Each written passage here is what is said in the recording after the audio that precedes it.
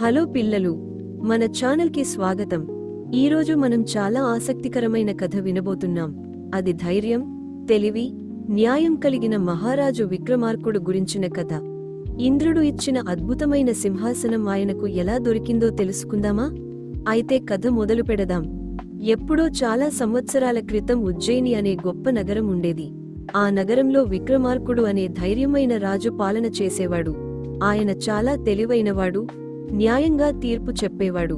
ఒకరోజు స్వర్గలోకంలో ఒక సమస్య వచ్చింది. రంభ మరియు ఊర్వశి అనే ఇద్దరు అప్సరసలు చాలా అద్భుతంగా నాట్యం చేసేవారు. వారిలో ఎవరు బాగా నాట్యం చేస్తారో దేవతలు నిర్ణయించలేకపోయారు. అప్పుడు దేవతల రాజు ఇంద్రుడు, భూమిపై ఉన్న తెలివైన రాజు విక్రమార్కుడిని పిలుద్దాం అని అనుకున్నాడు. ఇంద్రుని రథసారథి మాతలి భూమికి వచ్చి విక్రమార్కుడిని అమరావతికి తీసుకెళ్లాడు. అక్కడ ఇద్దరు అప్సరసలు తమ తమ నాట్యం చూపించారు.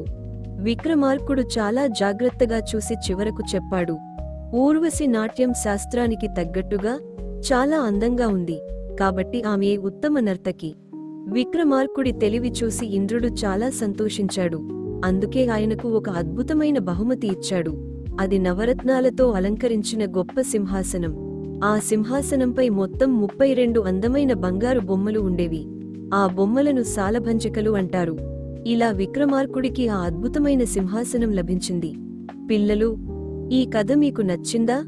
విక్రమార్కుడి మరిన్ని ఆసక్తికరమైన కథలు తెలుసుకోవాలంటే మా ఛానల్ను లైక్, షేర్, సబ్స్క్రైబ్ చేయడం మర్చిపోవద్దు.